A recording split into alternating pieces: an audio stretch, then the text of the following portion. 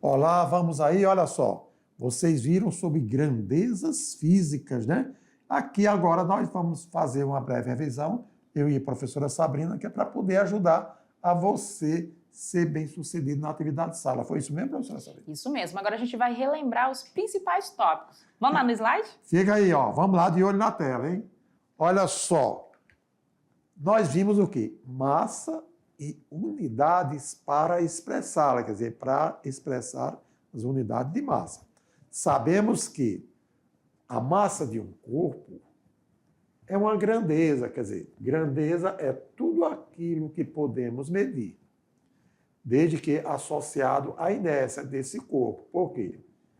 Quanto maior a massa de um corpo, maior será a dificuldade de colocar esse corpo em movimento, ou, se ele estiver em movimento, fazer com que ele pare. Já imaginou você ter uma cadeira de madeira, né, Almeida? Você vai afastar ela. Você precisa de uma força. Se você for afastar a mesa dessa cadeira, que tem uma massa maior, você precisa de uma força maior para mover ela. Perfeitamente. Então, se você não fizer força, a cadeira não se move. Exatamente. Tá bom? E se você mover ela, manter ela em movimento, você vai ter que fazer força para parar. Então, isso é que tem a ver. Mas tudo isso depende da matéria, quer dizer, da massa que aquele corpo apresenta. Tá certo? Então, esperamos que vocês tenham entendido aí o significado de massa, da grandeza, tá bom? E também o conceito de inércia. Na sequência, vamos falar agora de volume. Volume e unidades para expressá-lo. Volume é uma grandeza que descreve o espaço ocupado por um objeto em 3 dimensões, que nas tridimensional. É a medida do espaço em que a matéria está contida e é uma propriedade importante na física e na química. Existem várias unidades de medidas que podem ser usadas para expressar o volume. E aí, escolha a unidade que depende da conveniência para essa medição. Olha aí, nós temos, por exemplo, quando a gente fala decímetro cúbico, é o decímetro nas 3 dimensões. Então, você pode ter o comprimento, largura, altura, enfim. O litro, quando você tem a parte líquida, né? Quando você tem algo no estado líquido, nós utilizamos o litro. Agora, se é um sólido, então trabalha-se com decímetro cúbico. Porém, assemelhando-se, quando você tem um litro, dizemos que também tem um decímetro cúbico, né? E assim, nós ainda temos o quê? O mililitro, que é um submúltiplo do litro, e temos o metro cúbico, que é o quê? O múltiplo do litro. Então, aquilo que é maior a gente chama de múltiplo, aquilo que é menor a gente chama de submúltiplo, tá? Quanto à notação científica, sabemos que é uma forma de representar os números muito grandes ou números muito pequenos, de uma maneira mais concisa e conveniente, especialmente quando se trata de contextos científicos e matemáticos. E a fórmula geral, que representa uma notação científica, N maiúsculo é um número inteiro, digamos assim, é um número que você tem, um número real que seja maior ou igual a 1 e menor que 10. Então, você não pode colocar 0,9, também você não pode colocar 11. Mas, veja só, e o N significa o expoente, né? Então, quando o N é positivo, 10 elevado a um expoente positivo, quer dizer que o número é muito grande. Quando o N é negativo, quer dizer é um número muito pequeno. Desta forma, vejamos aqui, ó, 3 vezes 10 elevado à quinta. Então, olha aí, o 3, a vírgula aqui, e 10, 5 casas para a direita, em forma de zero. 5,6 vezes 10 a menos 4. Então, olha só, o 5,6 está aqui e a casa para a esquerda. 2,5 vezes 10 a segunda. Então, é mesmo que 250. Então, dessa forma, nós aqui revisamos para você as grandezas e as unidades de medida, visando o seu bem-estar na hora de resolver a atividade, tá certo? Né, professora Sabrina? Isso E assim mesmo. sendo, saiba que, ao concluir a sua atividade de sala, voltaremos para fazer o comentário. E aí você vai dizer, será que errou? Será que acertou? Sucesso para você, meu caro aluno!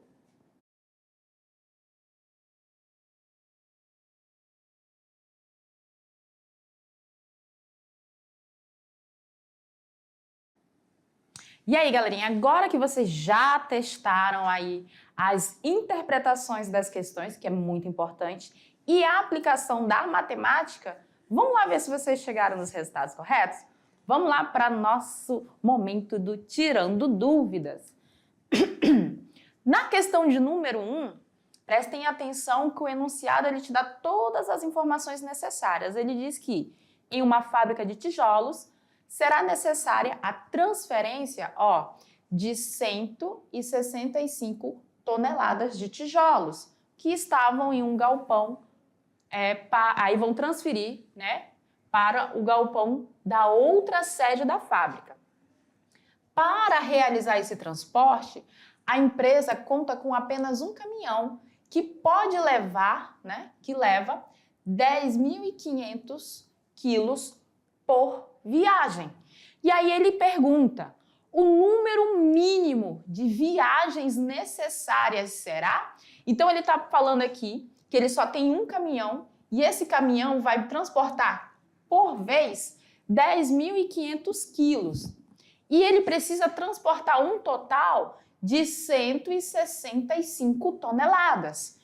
Observem que as unidades elas não são iguais, então a gente precisa fazer a conversão entre essas unidades. Como que a gente vai fazer essa conversão?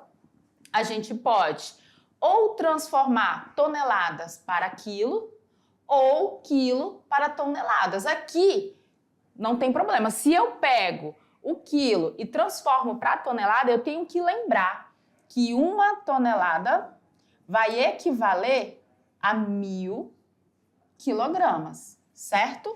Então, se eu tenho 10.500 quilos, eu vou dividir ele por 1.000 para chegar no valor dele em toneladas, que vai dar 10,5 toneladas. Como que eu vou fazer para determinar quantas viagens vão ser necessárias? Basta eu pegar a quantidade total que eu tenho de tijolos, que é 165 toneladas, e dividir pela quantidade que o caminhão pode levar por vez, que é 10,5. E aí a gente chega no resultado mais próximo, né? Como ele pede, o número mínimo de viagens que vai ser necessária através da divisão de 165 por 10,5. Olha só. Primeiro passo, a gente vai converter, né? Tanto faz se eu converto toneladas para quilo ou se eu converto o quilo para toneladas. Nesse caso aqui, a gente converteu o quilo para toneladas. Dividindo 165 por 10,5, a gente chegou em 15,7. Entre as alternativas que nós temos aqui, vou marcar a letra B? Não. Por que não? Porque deu 15,7. Então, não são 15 viagens absolutas. Então, ele vai ter aproximadamente que dá 16 viagens. Não é isso mesmo, professor Almeida? Exatamente. E esse é o raciocínio para que você chegue lá na resposta correta, hein? E nas questões seguintes, olha só o que nós temos. Nós temos o Se Liga no Enem.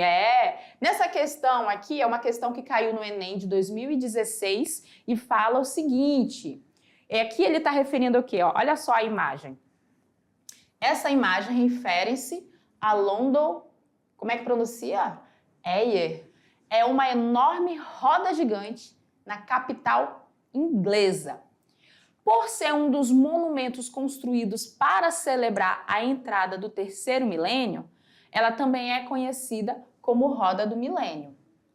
Um turista brasileiro em visita à Inglaterra perguntou a um londrino o diâmetro, né, que está destacado aqui por essa seta na imagem. Ele perguntou o diâmetro da roda do milênio e ele respondeu que era, né, de 443 pés.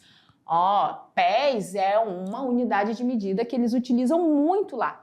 Ela é do sistema internacional? Não, ela é uma unidade local que eles preferiram utilizar lá. Assim como em outros locais eles utilizam milhas e assim por diante.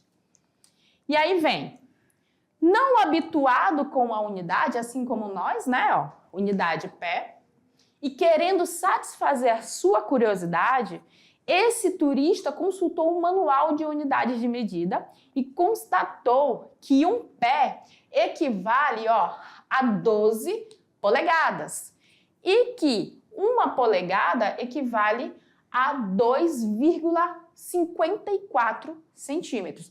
Olha lá, a gente tem que o diâmetro dela é de 443 pés, que cada pés desse equivale a 12 polegadas e cada polegada equivale a 2,54 centímetros. E aí vem, após alguns cálculos de conversão, o turista ficou surpreso com o resultado obtido em metros. Olha só as conversões que nós vamos ter que fazer, viu?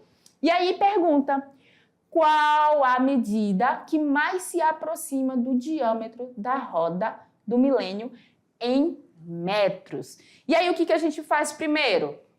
Primeiro, como eu já tenho o diâmetro da roda, que equivale lá a 443 pés, a gente vai converter para polegadas e depois converter essas polegadas para centímetros. E aí, por final, a gente encontrar o seu diâmetro em metros. Quem marcou a alternativa D fazendo esses cálculos, acertou. Olha lá. O que a gente fez? Convertemos, né? 443 pés para polegadas. No enunciado fala que cada um pé equivale a 12 polegadas. Então, a gente multiplica 443 por 12. E a gente vai encontrar 5.316 polegadas. O que eu faço com esse valor? Já que eu sei quanto equivale essas polegadas em centímetros, né?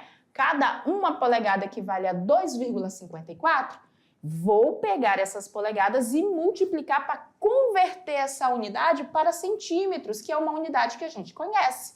Então, multiplicando aqui as polegadas vezes os centímetros, que a gente sabe, deu aqui 13.502,64 centímetros. Mas a resposta é em centímetros? Não. Agora vamos fazer o quê, pessoal? A nossa terceira conversão. Vamos transformar centímetros para metros.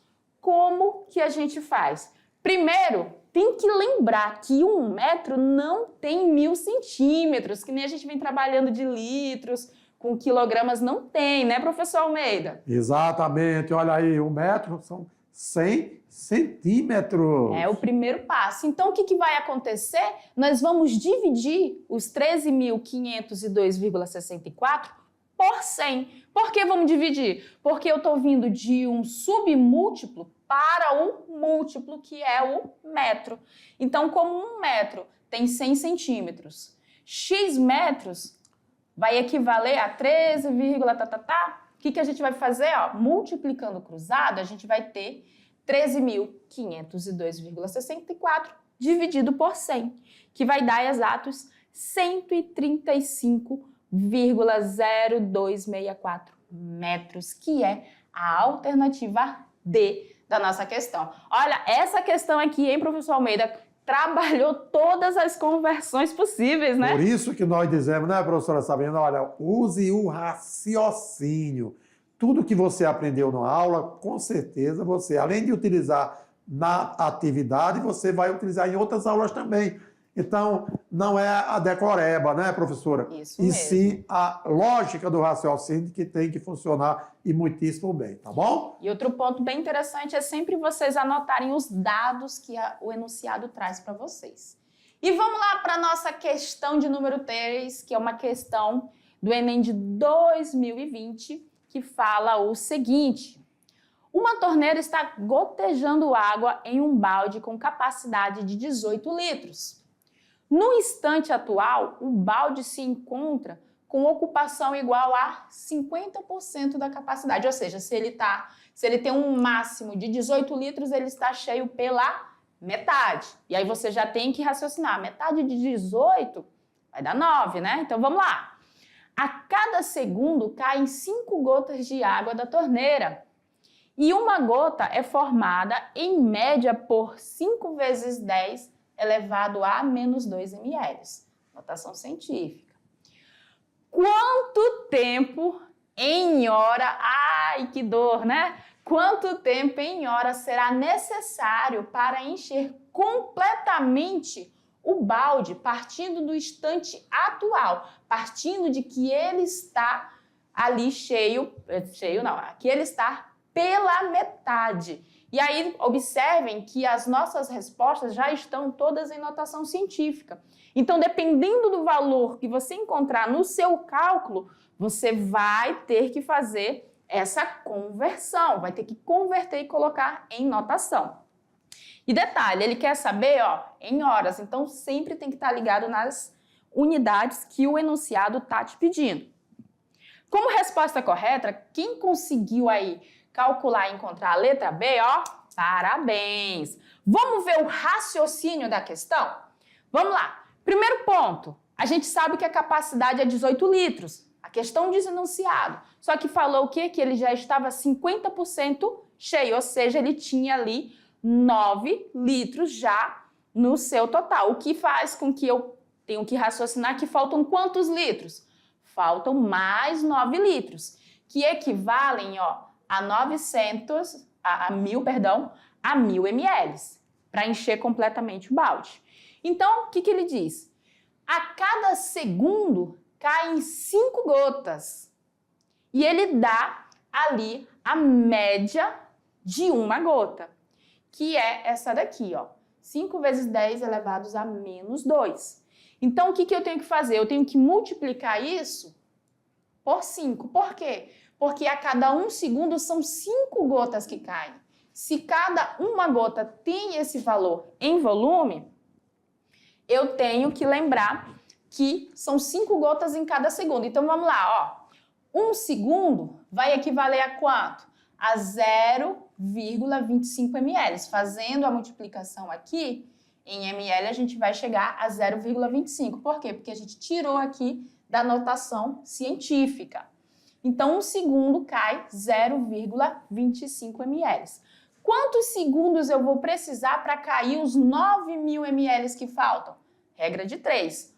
1 vezes 9.000 vai dar o 9.000 aqui.